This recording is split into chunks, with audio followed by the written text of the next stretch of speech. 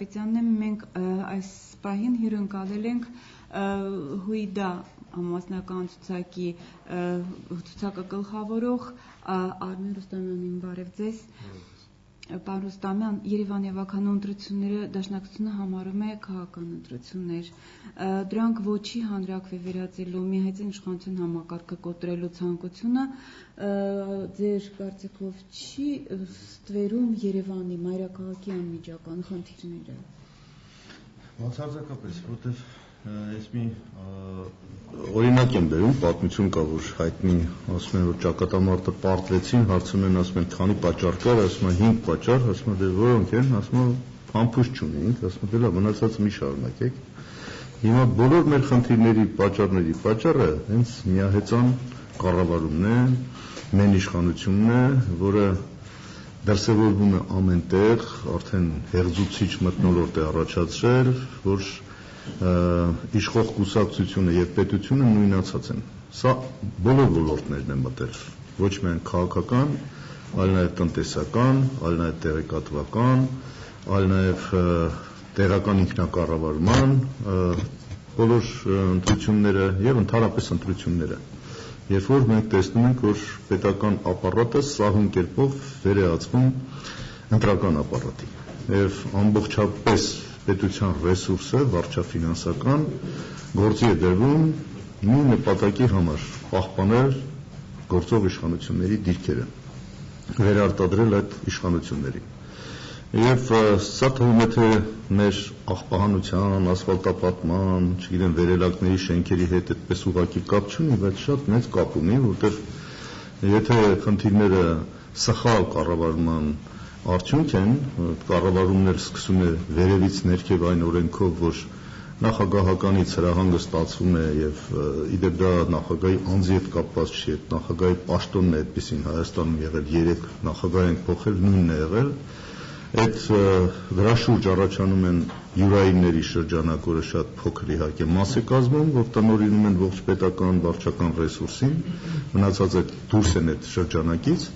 բայց այդ մեն իշխանության համակարգը գործում են պարզ մի օրենքով։ Ներքևի ստորադաս մարմինները ինքնուրույնություն իրավունք չունեն դրսևորեն, որտեղ նրանք պարտավոր են վերևից եկած հրահանգները կատարել։ Ավելին ասեմ, այդ պաշտոնյաները իրենց պաշտոնը պահպանելու համար ոչ թե պետք է աշխատեն, որ օրենքները հարգեն, իրենց լիազորությունները լիարժեք իրականացնեն, որովհետև արդարացնեն իրենց այդտեղ լինելը, այլ իրենք պարզապես մի խնդիր են լուծում, դուր գան իրենց նշանակող ազատողին։ Եվ այս համակարգը վերևից ներքև հանգեցնում է այնպիսի մի վիճակի, որ բացարձակապես կարևոր չի, թե օրենքներն ինչ են ասում, ինչ լիազորություններ են սահմանված, տվյալ պաշտոնյան գիտի, որ իր տեղը պահելու համար նա պետք է բարեհաճությունը ունենա իր վերադաս մարմնի եւ վերադաս պաշտոնյայի եւ այդպես մինչեւ նախագահի պաշտոնը։ Սա իրականությունն է եւ այդ մենաշնորհը, որ ձևավորվում է քաղաքական դաշտում, արտացոլվում է բոլոր ոլորտներում, այդ թվում է աղբահանության մեջ, այդ թվում է ասֆալտապատման մեջ, այդ թվում է տրանսպորտի մեջ։ Հիմա նայեք, տեսեք, ովքեր են տնօրինում այդ գործառույթները։ Ու պարզ կդառնա, որ աղբահանությունը օրինակի համար մեծ ասպարեզ է, որտեղ մարդիկ հարստանում են, որտեղ սա լավ իմաստով բիզնես չի, այլ պարզապես հնարավորություն է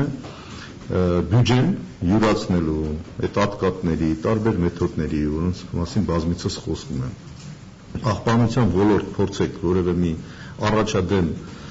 ծրագիր իրականացնել, մեկին բերել, որ ասենք աղբահանման կառավարումը իրականացնի միջազգային փորձերին, չափանիշներին համապատասխան, կտեսնեք, որ այդ մարդը, որը ասենք աշխարհում մեկ հայտնի է իր հաջողություններով, չի դիմանա մի շաբաթ ստեղ, այնպիսի բարդություններ, խնդիրներ կստեղծեն, որ նա ուղղակի այսպես, ինչպես ասում են, ուռագոռալով կփախնի այստեղից։ Եվ սա օդի մեջ չեմ ասում, մենք ունեցել ենք այդպիսի դեպք։ Մենք մի քանի տարի առաջ շատ հայտնի իսկապես մի կազմակերպության ուզում ենք հրավիրել, որ գա այստեղ եւ փորձը ունենալով աշխարհում աղբի կառավարում իրականացնել, որից իդեպ կշահեր մայրաքաղաքը, աղբը շահութապեր գործ է, դեպի թե ճիշտ է կառավարում, դա կարող է օգտակար լինել քաղաքային տնտեսությանը։ ոչ թե միայն ասենք հարկատուների հաշվին դա սուբսիդավորվի կամ բյուջեի վրա ծանրանա, այլ դա հենց հնարավորություն էր նոր աղբյուր նույն մայրաքաղաքի բյուջեն ավելի մեծացնելու, բայց քանի որ այնտեղ մարդիկ կան արդեն ձևավորված սարդոստայն, այսպես ասած, մաֆիոս կառույցների նետած, բնականաբար նրանց շահերից դա չէր բխում եւ տարբեր անկապ պատճառներով, բյուրոկրատական քաշքշուկներով, ինչ որտեղ նաեւ այդ մարդու համար անհասկանալի պայմաններ առաջադրելով խրտնեցրեցին այդ մարդուն, թողեց գնաց եւ այդպես բազմաթիվ օրինակներ մենք գիտենք։ Այսինքն պետք է ասում են աղբահանության մասին է խոսքը, աղբահանությունը ածանցյալ է այդ բոլոր հիմնական խնդիրներից եւ այդ խնդրումը քանի չի լուծվել, մնացած հարցերը չեն լուծվի։ Ասֆալտապատումը վերցրեք, ով է զբաղվում ասֆալտապատման հարցով, ով է վերահսկում այդ որակը, պարզ չի, որ չի կարելի նույն տեղը տարեկան 3 անգամ ասֆալտ անել ու նորից այդ ասֆալտը փչանա։ Դա նշանակում է, եթե որակի պակաս կա, բայց հաստատ գրվել է, որ որակյալ ասֆալտ է արվում, տենդերներ են արել, ինչ որ մրցույթը մեկը շահել է, լավագույն պայմաններ է առաջարկել, չէ՞։ Բայց ոնց է պատահում ամենաանորակ ասֆալտապատումն է լինում։ Ուրեմն ինչ-որ մեկը դրա վրա փող է աշխատում, չէ՞։ Եվ բաները, տրանսպորտի հարցը, փոխանակ միասնական համակարգ լինի, բնակ տարբեր երկրներում ինչպես կա, սոցիալական խավերը, ուսանողները, երիտասարդները արտոնություն են ունենում, մեկ կտրոն վերցնելով, բնակ մի շաբաթ, մի ամիս կարող է մարդը երթևեկել, օգտվելով քաղաքային տրանսպորտից ունենա շատ ավելի արտոնյալ պայմաններ, բայց դա կարող կատարվի, եթե միասնական համակարգ կա, երբ որ քաղաքը համարում է սա իր տնտեսությունը ինքն է կառավարում, բայց այսօր գծի տերերն են կառավարում ամբողջ այս տարածքը կապված տրանսպորտի հետ։ Այսինքն դա խափում են պարզապես մարդկանց, ասելով, որ քաղաքապետի գործը սա անելն է եւ այդ ընդդիմությունը, որ այդքան ուռճացնում է քաղաքապետի նշանակությունը, քաղաքական մեծ նշանակություն է հաղորդում, դա ձեզ ուզում է շեղել։ Մենք պարզապես պետք է ընտրենք մի տեխնիկական գործեր անող ինչ-որ մի անձի, գյուղում գյուղապետ ենք ընտրում, ստեղ էլ քաղաք է, քաղաքապետ ենք ընտրելու։ Այդքան բան, եւ սա քաղաքական որևէ նշանակություն չունի։ Իսկ դեպ ասեմ, որ փառք Աստծո մենք կարողացանք նաեւ մնացած գործընկերները մեր ընդդիմադիր նույն տրամաբանությունը զարգացնելով կարողացանք մեծ մասով կոտրել, այսօր վերջի օրն է քարոզարշավի, ես վստահաբար կարող եմ ասել, որ սա մեծ մասամբ կոտրվեց, եթե մենք հետ գնանք քարոզարշավի սկիզբը կլսենք, թե ինչքան ավելի շեշտադրված էին խոսում, որ սա կենցաղ սպասարկման հարցեր լուծելու միջոցառում է, հիմա այդ բոլոր փաստարկները ձախողվել են, որովհետև այս բացատրությունները, որ մենք տալիս ենք թաղ առ թաղ ընտրողների հետ հանդիպելով, մարդիկ արդեն հասկանալով, որ սա քաղաքական նշանակություն ունի, մյուս հարցն են դնում, ասում են միավորվեք, ճիշտ եք ասում, Երևանում եթե փոխվի իշխանությունը իրենց կյանքում շատ բան կփոխվի, այս օրինակը կտարածվի Հայաստանի վրա եւ իսկապես Հայաստանում կառաջանա ավելի արդյունավետ կառավարման օրինակ եւ սա կտարածվի մնացած տեղերում եւ բնականաբար սա խոսում են մասին, որ մեր քաղաքացիները շատ ավելի լավ են հասկանում, իշխանություններն են դա լավ հասկանում, պարզապես իրենք ձեռնտու չի դա ներկայացնել։ Եթե ասում են քաղաքական չի, բայց ոնց են ամբողջ մեքենան ընտրակեղծիքների գործի դրել։ Քաղաքի մասին է, չէ՞ խոսքը գնում։ Խոսքը չի գնում նախագահ փոխելու մասին։ Բայց ինչի՞ կսենց խառնվել իրար։ Ամբողջ պետական վարչական ռեսուրսը այսօր գործի է դրված, բոլոր հիմնած ձեռնարկություններում պարտադրված են գնալ ընտրել հօգուտ գործող իշխանությունների գործող քաղաքապետի այս տվյալ պարագայում։ Մարզերն են խառնվել։ Ամեն մի մարզպետ հայտարարում է, որ ինքը այսքան թիվ կապահովի իշխող կուսակցության համար 40,000, 30,000, այսինքն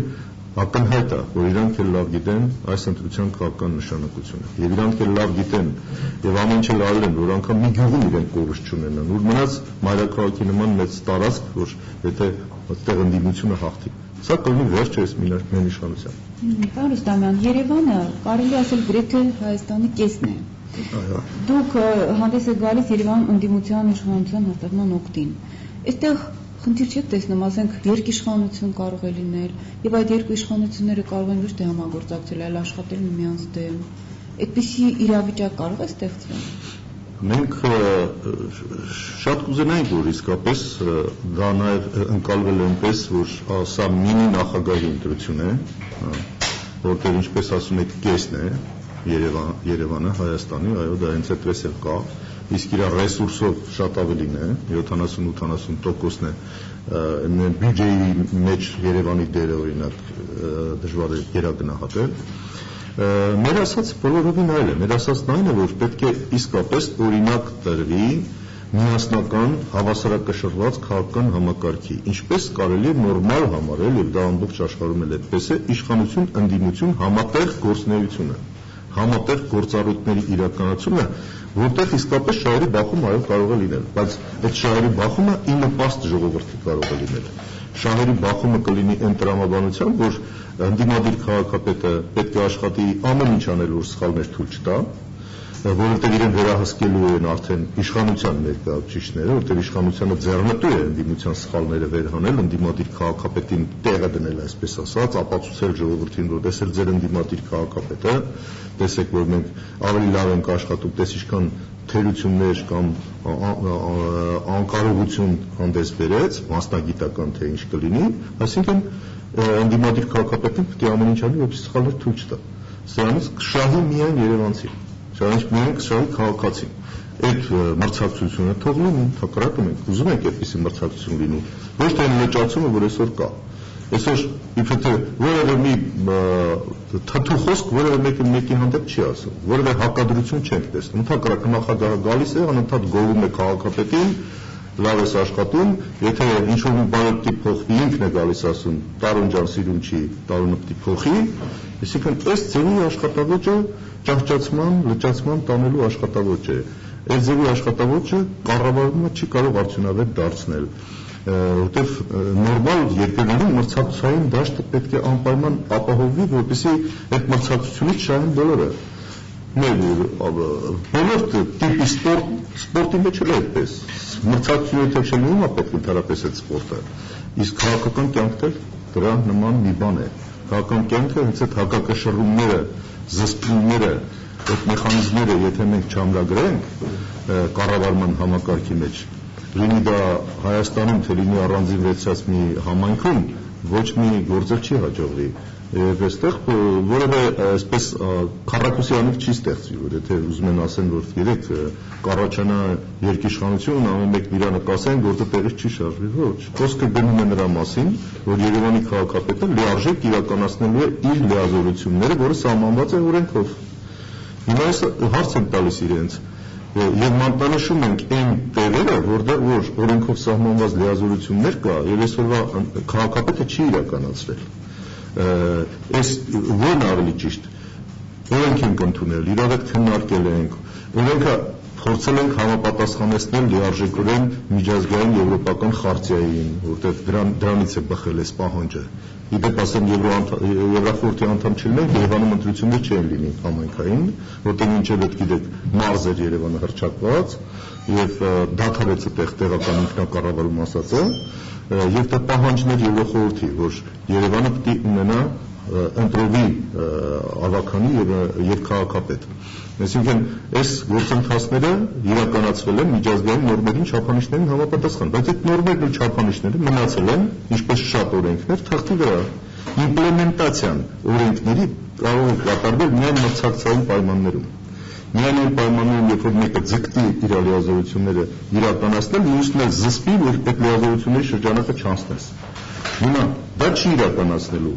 այս գործող քաղաքապետը, որովհետև այս գործող քաղաքապետը պետք է այն օրենքներով շարժվի, որը դրված է իշխանության համակարգի մեջ։ Նա չի կարող ինքն իր դեմ դուրս գալ եւ հակադրվել իրենց ներքին խաղի կանոններին։ Սրա մասին ենք խոսում։ Շատ լավ գործընկերներից տամ ներկայացեք, խնդրում եմ, եւ տվեք ձեր հարցը։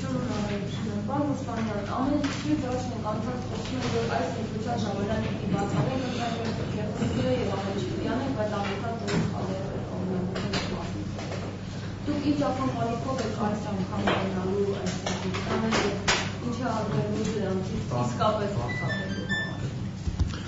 համար։ Գիտեք, իսկապես խոսում ենք ամեն անգամ, բայց ամեն անգամ չի հաջողվում համապատասխան մակարդակ ապահովել վերահսկողության,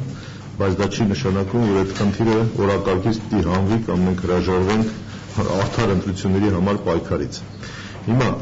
ամեն ընտրություն մյուսից տարբերվում է։ Ի վերջո ընտրությունից ընտրություն մենք էլ ենք զարգանում, հասարակությունն էլ է զարգանում, որտեղ ստե միայն քաղաքական ուժերի հարցը չի, մենք այստեղ պետք է գործընկերային հարաբերությունների բնույթով առաջնորդվենք, ընտրողները պիտի իմանան իրենց դերը այս ընտրությունների մեջ, հետո որ մենք մի հատ շարժում սկսեցինք, հիշում եք, քվեն ուժ է շարժումը, որ բացատրենք ընտրողին, որ իր քվեն իսկապես ուժ է, եւ այդպես հեշտությամբ չծախի, չվաճառի կամ ճնշումներից չազդվի, դա տրամադրի իր իշխող կուսակցությանը կամ տվյալ պարագայում իր տնօրենին, եւ սա ի վերջո քեզ դատապարտում է, որ եւս 5 տարի տառապես ու դժգոհես քո իսկ կատարած այդ սխալ քայլի պատճառով։ Հիմա քաղաքական ուժերն էլ պարտավոր են հասկանալ, որ եթե իրենք ընդդիմություն են եւ իշխանությունների գործիքները պարզ են, իրենք պետք է ամեն ինչ անեն, ընտրակերտիկներն ավելի կատարելագործեն։ Ընդդիմությունն էլ եթե միավորվում են,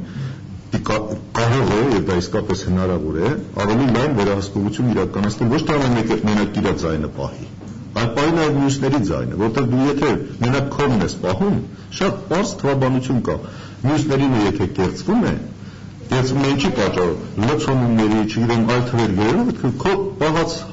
ձայնը տոկոսով ընկնում է, տոկոսը պակասում է։ Ասել եմ օրինակ, եթե իրականում 1000 մարդ է քվեարկել, ենթադրենք, թե դու 100 ձայն ես ստացել, չէ՞, դա 10% է։ Բայց եթե ուռճացնում են թվերը, լցոնում են անում, ինչ-որ նկարչություն են անում, դարձնում են մասնակցությունը 1500, չէ՞, այդ 1500-ը ուրիշ տեղ գնաց։ Եվ 100-ը կմնաց 100, բայց 1500-ի մեջ արդեն տոկոսը դառավ 6-7%։ Սա պարզ թվաբանություն է։ Ուրեմն պետք է լավ հասկանան քաղաքական ուժերը, որ մենակ իմ նկատմամբ անարդար, եթե չեն, այդ չի նշանակում անարդարություն չկա։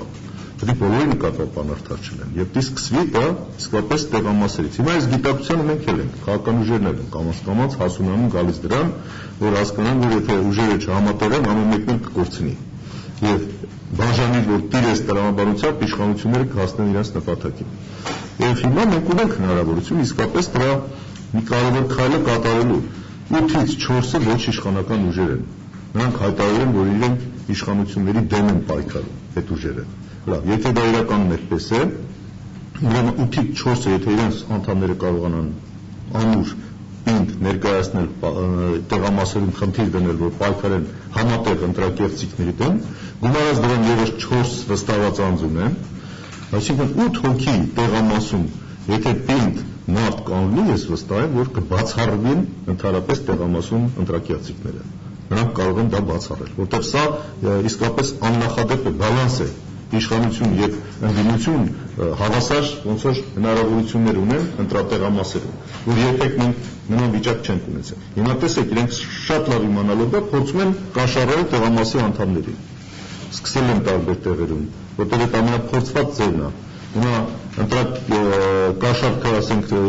ավելի քիչ է տենց էլի դառնում։ Եթե իրենք ասենք ամեն մեկին կաշառային ձայնը ստանալու համար, հիմա կկաշառեն 8 հոգու,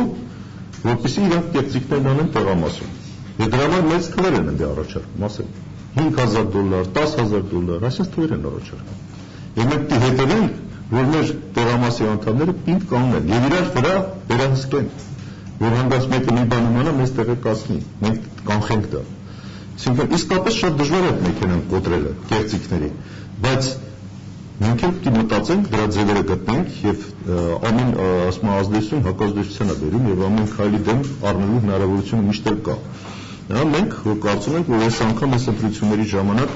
այդ 8-ից 4-ն ունենալով համախմբելով մեր ջանքերը կարող ենք վերահսկել տարածքները։ Պարոն Ստանյան, շարունակեմ գործընկերոջ հարցը, այնուհետև տամ հաջորդ հարցողեն իրավունք, հա, այդ դուք ասում եք միավորման անհրաժեշտության մասին։ Կարծես թե բոլորը դրա օգտին են հանդես գալի, բայց կա նաև անվստահություն միմյանց նկատմամբ, մասնավորապես շատ է խոսում ձեր սև եւ սպիտակին վերաբերող այդ արտահայտության մասին։ Ում եք կասկածում սև լինելու մեջ, կարող եք գաղտնազերծել այսօր դա։ Շատ պարզ է, ընդդիմություն, իշխանություն։ Ընդդիմությունն ասում է ես սպիտակ եմ, չէ՞, իշխանությունն ասում է չէ ես եմ սպիտակ, բայց ժողովուրդը եթե դժգոհ է, Ումից որ դժգոհ է, նրան սպիտակ համարել երևի չի կարող։ Եվ եթե մենք տեսել ենք եւ հանդիպում ենք 80% ժողովրդի ամենապակասը դժգոհ է, չէ՞։ Այդ 80%-ը բնականաբար սև է համարում իշխանություններին, որտեղ նրանց պատճառով է։ Պայմանական ենք այդ սև սպիտակն ասում, չեմ ասում նեգրեն, մյուսները սպիտական ոչ, դրա մասին չխոսք է։ Այսինքն կատարած աշխատանքի գնահատման իմաստով։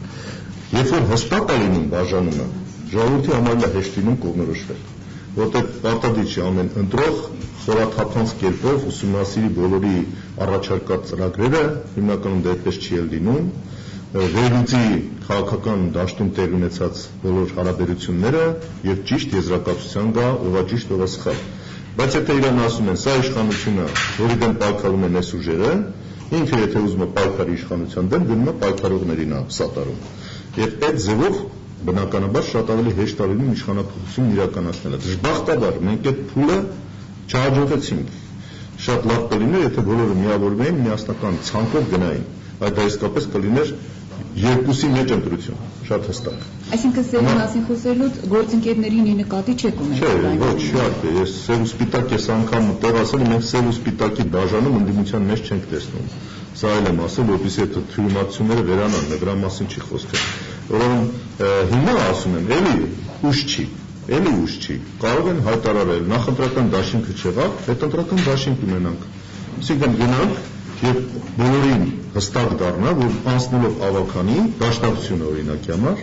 չի միանալու իշխանությունների հետ, իր մանդատները գումարելու է ընդդիմադիր դաշտում իր գործընկերների մանդատներին, եւ եթե մենք 33 մանդատից ավելի ունեցանք, բնականաբար ինչ որ չհաջողվեց միանգամից 50% ունենալով քաղաքապետին փոխել, կարելի է հաջողել ավականում ներսում դա անել։ Ավականում մանդատները գումարելով 33-ից ավելի ունեցանք փոխել։ Սա էլ է տալիս հնարավորություն ժողովրդին, որ նա գնա ոչ ասի նախ եւ առաջ իշխանություններին եւ այո ասելու համար մեծ սպեկտր ունի։ Հստակ է դառնում, որ ում էլ այո ասեց, ի վերջո այդ ձենը չի կորելու ավականիում, որովհետեւ այս կամ այն քաղաքական ուժի միջոցով այդ մանդատը այնտեղ արտահայտվելու է։ Եվ ուրեմն բնականաբար թող գնա այո ասի, բնականաբար հատկապես մենք ասում ենք եկեք այո ասեք դաշնակցությանը, որովհետեւ մենք այս ամեն ինչի մեջ, այսպես ասած, թարցված ենք։ Այս ամեն ինչի բոլոր անդադ անցած ենք, առաջին ընտրությունը չի, 90 թվականից ընտրությունների ենք մասնակցում, երևի թե ամենափորձառուն ենք այս հարցերով։ Ամենափորձառուն ենք, թե ընդդիմադիր դաշտում եղած ժամանակ, թե իշխանության մեջ եղած մեր փորձառությունը։ Սրանք իրար հետ գումարած մենք ասում ենք, որ նաև պատրաստ ենք եւ հնարավորություններ ունենք բոլորի հետ համագործակցել։ Եվ մենք որևէ մեկի հետ կամուրջներ չենք կարել։ Այսինքն այդ Միրանի դերը կարող է դաշնակցությունը խաղալ ավականի մեջ։ Շատ լավ, դեր հարցը։ Մամուստանյան գնահատել եք Քարոզարշավի անցած ընթացքը եւ ձեր նշված բոլոր թափումները եւ այլը, որոնները ինչպես է գնա, ինչ ակնկալիքներով եք դրանում։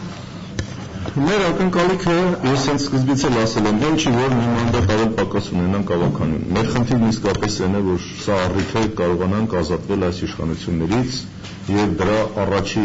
հանգրվանը արձանագրենք Երևանում։ Փոխենք Երևանում իշխանությունը, հաստատենք ընդդիմության իշխանություն։ Սա մեր գերնպատակն է։ Եվ դրա համար դաշնակցությունն իր ամբողջ կարողությունը հենց սրա վրա է կառուցել։ Ես վստահ եմ, որ այսօր կան բոլոր նախադրյալները այդ խնդիրը լուծելու։ Այսինքն իշխանությունը, կարծում եմ, ինչքան էլ իր բոլոր մեխանիզմները գործի դնի, այս քաղաքականացման աստիճանը, եթե մենք մի քիչ էլ երկարեր ավելի լավ կլեր իհարկե Քարոզարշավը, բայց հիմա ինչ որ ունենք, քաղաքականացման աստիճանի այս վիճակով չի կարող ունենալ 50%-ից ավել։ Իսկ եթե չի կարող ունենալ իշխանությունը 50%-ից ավել, ուրեմն 50%-ից ավել ունի դաշտը, չէ՞։ Մենք իրար հետ կարելի է համախմբել ուժերը եւ ավականություն ունենալ ընդդիմադիր քաղաքապետ։ Եվ ի դեպ ասեմ, քաղաքային իշխանությունը միայն պետք չի կենտրոնացնել քաղաքապետի վրա։ Սա ամբողջական իշխանություններ երևից ներքև, քաղաքապետ իր տեղակալներով, քաղաքապետարանով եւ այլն եւ նաեւ վարչական շրջաններով։ Այսինքն այնտեղ ընդդիմության ցանկացած անդամի համար էլ տեղ կա աշխատելու եւ պետք չի որ ամեն մեկն անպայման իրեն պատկերացնեն, եթե ես չեմ քաղաքապետը, ցախողեմ այդ հնարավոր ալյանսը։ Այսա պետք է նաև ճիշտ հասկանան։ Հիմա այդ խնդիրը այդտեղ չի։ Եթե դու ասես չէ անպայման քաղաքապետը ես պետք է լինեմ, այդ նորից բաժանիր որ դիրես տարբերակով օգնում ես իշխանություններին։ Կասեմ տեսնեք իրար բեզու չեք գտնում, մեկին կփոխեն այդ դաշտից կտանեն իրանց հետ կմիացնեն, այդ ձևով կունենան մեծամասնություն նորից իրանք իրենց դիրքերը կպահպանեն։ Այդքան պարզ է այս ամեն ինչը։ Խնդրեմ։ Պարոն, դուք ասացիք ակնկալիքների մասին, բայց ես ավելի թվերով եմ ուզում։ Մոտավորապես ինչքան եք նախատեսում որ կունենա։ Դե ես Նոստրադամուսն եմ ավելի թվերով եք ուզում, ես չիմանամ ես ասացի գլխավորը որակն է եւ քանակը իմ կարծիքով այդքան բաշխման առումով կարևոր չի։ Որակը եթե մենք չապահովեցինք, այսինքն չհասանք իշխանափոխության, մնացածը իմ համար այդքան հետաքրքիր չի, ով ինչ տոկոս կունենա։ Ձեր տոկոսի մասն, ես էլ ասում, ասում մենք ակնկալում ենք քաղաքապետ դառնանք, բան չենք մտել այս պայքարի մեջ, այդ ենք ակնկալում։ 40% ինչքան։ Ասում եմ ակնկալում ենք քաղաքապետ դառնանք, բայց եթե ընտրությունները անցան տարբեր խախտումներով ձևով, այս տոկոս չեմ կարող ասել, որտեղ այդ տոկոսը շատ բաներից է կախված, այդ թվում նաև կեղծիքներից։ Ինչ տոկոս ասեմ։ Մի հատ թիվ ասեմ, հետո չստացվի, ես ասում եմ Նոստրադամուսը չեմ։ Ոչ էլ ես նկարողն եմ ասեմ այդ թիվերը, եւ ոչ էլ Ադիբեկ բանն եմ, Արարուն Ադիբեկյանն եմ։ Դրանցից ոչ մեկը չէ։ Ինչի մասը։ Եվ մոտավորապես դուք գիտեք ձեր հնարավորությունները։ Խոսքը դրա մասն է։ Դուք սպասում եք, որ կունենաք 40%, սպասում չեմ ասում, ինչքան կլինի, ես ասում եմ, ինչքան եք ակնկալում։ Ես ասեցի ինչքան եք, ակնկալում եք քաղաքապետ ունենալ։ Պարզ չի դա երևի։ 50%, 40%։ Ասեք, քաղաքապետ ունենալը տարբեր ձևեր ունի։ Մեր 50%-ով կամ ներսում քաղաքապետ ունենալով։ Պարզ չի։ Դժվար է, հա։ Էլ ես պետք եմ։ Քաղաքապետ ենք ունենում վատա, թիվ ես ուզում անպայման փոչից կպնի։ Շատ լավ, շարունակենք, եթե հետևյալն է։ Դուք ունեք որոշակի ակնկալիք։ Մենք դիմում ենք ընտրություններին պետք է ունենան մոտավորապես այսքան ձայն։ Եթե դուք ասում եք քաղաքապետ, ես ուզում հասկանամ, դուք ուզում եք ունենալ 40%։ Իսկ եթե դուք չեք հասկանում, որ ես ուղիղ թիվ եմ ասում, այդ բառագայում դուք չեք հասկանում, ես ինչ եմ ուզում, անպայման թիվ ասեք ձեզ։ Ինչ կա ինչ չափումով, ինչ բանով, ինչի մասն է ընդհանրապես խոսքը։ Թիվ ասողները սուտ են խոսում։ Ես սուտ չեմ ուզում խոսել։ Որզա։ Ով թիվ ասում, սուտ է խոսում։ Ես էլ ասացի, ակնկալիքները մեծ ասացի ակնկալիքը, քաղաքապետ դառնալը, պարզ չի։ Ընտրության իմաստը էդ է, ոչ թե թիվ խփելը։ լավ շարունակենք։ Երև ձեր ծրագիրը, Հույդայի ծրագիրը շատ ծավալուն է, ընդգրկում է Երևանի բոլոր խնդիրները, սակայն երևի հնարավոր չի միանգամից բոլորը լուծել, ըստ երևույթին ունեք նաև առաջնահերթությունները։ Ասենք որից եք պատրաստում սկսել։ Առաջի քայլը որ կլինի մունիցիպալ ոստիկանության ստեղծումն է։ Այն ինչ որ մինչև հիմա չի արվել եւ մեզ երկար ժամանակ բացատրում են, որ այդպիսի լիազորություն չկա։ Մեզ էին խորհուրդ տալիս օրենքը կարդալ Երևանի մասին, ես էլ իրանց հիմա հստակ ասում եմ, գնացեք կարդացեք 56-րդ հոդվածը, որը չի կատարվել։ Կամ ձևական ստեղծել են մի համայնքում, անունը կա, անուն չկա իրականության մեջ, դրա համար կարգ ու կանոն հաստատելու գործիք այսօր քաղաքապետը չունի, որտեղ դա չի բխում իրենց մենիշխանության տրամաբանությունից։ Իրենք ունեն համապետական ոստիկանությունը եւ այդ ոստիկանության միջոցով իրենց հարցերը փորձում են լուծել, որ մեկը մյուսին չխանգարի, այսպես ասած, այդ նույն միահեծան կառավարման տրամաբանությունը չխախտվի։ Դիմադիր քաղաքապետի առաջի գործը դա պետք է լինի, գործիք ունենալ ապացուցելու համար, որ կարգ ու կանոնը հաստատելն էլ հնարավոր է այս երկրում։ Եվ դա իրականացնել Երևանի մասշտաբով։ Երևանի մասշտաբով դա երբ որ իրականացվի, նույն բանը կտարածվի նաև Հայաստանում։ Դրա համար մունիցիպալ ոստիկանության ստեղծումը առաջի քայլն է լինելու։ Մյուս քայլը լինելու է, որ մենք պիտի մեզ վերահսկող հանձնաժողովը, որ այդպիսի հանձնաժողով 4-ից մեկը կարող է լինել, քաղաքապետի գործունեությունը եւ բյուջեի ծախսերի վերահսկումը։ Մենք դա տրամադրելու ենք մեր ընդդիմությանը։ Տվյալ պարագայում դա կլինի հանրապետականը։ Եվ իրենք թող վերահսկեն, վերհանեն մեր սխալները։ Սա է։ Մյուս դիլերներն հանրաքվեների անցկացումը, որ երբեք Երևանում հանրաքվե չի անցկացվել։ Հանրաքվեներով երևանցին պիտի մասնակցի եւ անմիջական ժողովրդավարության ամենակարևոր էլեմենտը Հայաստանում երբեք չի կիրառվել համայնքային հանրաքվեների անցկացումը, որ սահմանությամբ ամրագրված է։ Բայց օրենքի փոփոխություն է պահանջում սա։ Ոչ։ Համայնքային հանրաքվեների անցկացումը սահմանված է սահմանադրությամբ, պարզապես դա չի կիրառվել։ Շատ լավ, Երևանի բյուջեն պաշտոնական տվյալներով մոտ 64 միլիարդ է կազմում, եթե անգամ հաշվի առնենք Արտիկ Մինասյանի կողմից հաշվարկված 80 միլիարդի տարբերակը, ապա չխոսելով հնարավոր ներդրումների մասին, այս գումարը Սահմանափակ է բավականին։ Ինչին է հերիքելու ձեր ծրագրի, որ կետերին է հերիքելու, գոնե մի քանի բառով կարող եք։ Մենք նախ այդ բյուջեն բազմապատկելու ենք։ Մենք ասել ենք, որ 4 տարվա մեջ բյուջեն կարող է հասնել 400 միլիարդի։ 400 միլիարդի։ Եվ դրա աղբյուրներն էլ նշել ենք շատ հստակ, հրավիրել ենք նաև մեր հետ այդ հարցով բանավեճի եւ չեն ներկայացել, կապված բյուջեի աղբյուրների հստակեցման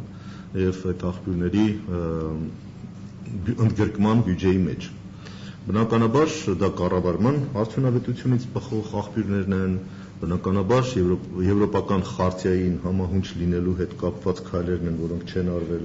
եւ դա հնարավոր է անել եկամուտահարկը շահութարկը գնում է վերև նոր է գալիս համայնք, որը խարտիայի հետ չի համապատասխանում, դա պետք է թողնվի միանգամից համայնքին, եւ այդպիսի բազմաթիվ ուրեմն աղբյուրներ, այսինքն մենք բնականաբար շատ հստակ տեսնում ենք, որ նաեւ այդ նույն գումարը լիարժեք ճիշտ չի ծախսվել, որտեղ ասում եմ, ես նույն ասֆալտապատում, նույն մնացած բոլոր անորակ աշխատանքները, որ կատարում են, դրա հետևում թաքնված են այդ գանձագողությունը, որը կատարվում է սրա նրա կողմից բյուջեի գանձարանից։ Այս սրանք են, որ պետք է փոխվի, որ կարողանանք իսկապես շատ արագ մեր Երևան քաղաքում փոփոխությունները տեսնել։ Շատ լավ, եւ վերջին հարցս եմ ուզում տալ, արդյոք քաղաքապետ Արմեն Ռուստամյանը շարունակելու է վարկային հանդիպումները, ինչպես է ընդհանրապես պատրաստվում իրականացնել կապն ընտրողի հետ եւ ականջալուր լինելու եք երևանցիների ցանկություններին։ Շատ պարզ, այստեղ նորից նոր ինչ-որ հեծանիվներ ստեղծելու հարց չկա, ժողովրդավարության 3 մակարդակ կա, այդ 3 մակարդակն էլ լիարժեք մենք ամրագրելու ենք, որ Հայաստանում դեռ չի ամրագրված։ Ներկայացական ժողովրդավարություն, որը նշանակում է, որ ավականին պետք է լինի իսկապես ընտրյալ ներկայացուցիչները Երևանցու, եւ ամեն ավականի հենց ինքը պետք է իր կողմից այդ կապը նախ իրականացնի, եւ քաղաքապետը պետք է հետևի, որպեսզի ամեն մեկը իր լիազորությունների շրջանակում աշխատեն, թե եկել են պետք է աշխատեն որպես ավականի։ Սա կապահովի ժողովրդավարության ներկայացական մակարդակը։ Մյուսը անմիջական ժողովրդավարությունն է։ Անմիջական ժողովրդավարությունը հանրակրվեներն են, որտեղ երևանցին ուղղակի կարևորագույն որոշումների մեջ ոչ թե պարզապես կգնամ կլասեմ, կընդունեմ թե չեմ ընդունի, ոնց որ ասում են 3 ամիսը 1 կամ 4 ամիսը 1 ես ուղղակի շփվելու եմ հասարակության հետ, լսելու եմ նրան, ապա լսում են ինչ։ Հիմա ես էլ կարող եմ գնամ բակերում շատ բան լսեմ, եւ որ լսեցինք ինչ։ Դիտաս իրան հնարավորություն Երևանցուն, ոչ միայն ինքը խոսի դու լսես կամ չլսես, այլ ինքը որոշումների կայացման մեջ իրավական առումով ազդեցություն հնարավորությունն է։ Այդ գործիքները թողել են ուրիշ բաներից են խոսում։ Դու հնարավորություն հանրակրվե անցկացրու, ինքը կորոշի ու դու պարտավոր ես դա կատարել։ Այսինքն ինքն է դառնում իշխանությունը։ Դու դառնում ես ծառան, այս որ ասում են մենք եկել ենք ծառային Երևանցուն, այդ դատարկ խոսքեր են։ Երևանցուն ծառայելու մեխանիզմները աշխարհը ասել է, իր ընտրողին ծառայելու մեխանիզմները ասել է, ժողովրդավարության այդ ձևերն են։ Եվ երրորդը մասնակցային ժողովրդավարությունն է։ Մասնակցային ժողովրդավարությունը նշանակում է քաղաքացիական հասարակության բոլոր օղակները, հասարակական կազմակերպությունները, մասնագիտական խմբերը պետք է երաշխավորված հնարավորություն ունենան ազդելու որոշումների վրա։ Դա կարող է կատարվել թե ավականու ներսում պարբերաբար նրանց լսելով տեսակետները նկատի ունենալով, դա կարող է անել ամենափոքրաթիվ ֆրակցիան, ավականու ներսում գործող խմբակցությունը, որը կարող է կոնկրետ հարցով քննիչ հանձնաժողով ստեղծել եւ այդ հանձնաժողովի ղեկավարությունն ինքը ստանձնի եւ իրականացնի։ Եվ այդտեղ ընդգրկի այդ հանձնաժողովի աշխատանքների մեջ քաղաքացիական հասարակության տարբեր օղակներ, հարցը ուսումնասիրի եւ այլընտրանքային տեսակետ, մոտեցում, մասնագիտական ուսումնասիրություն բերի ներկայացնի ավականին եւ քաղաքապետին։ Սրանք են ձևերը մարդկանց ընդգրկելու։ Իսկ այդ հանդիպումները կարող են տեղի ունենալ, այդ ինքնաբերաբար պիտի տեղի ունենան։ Դրա մասին չի խոսք, ընդունելություններ բաներ, բայց մենք դրանք բոլորը տեսել ենք, լսում են, բայց դրանից ոչինչ չի փոխվում։ Բայց հնարավորություն ինքը ունենա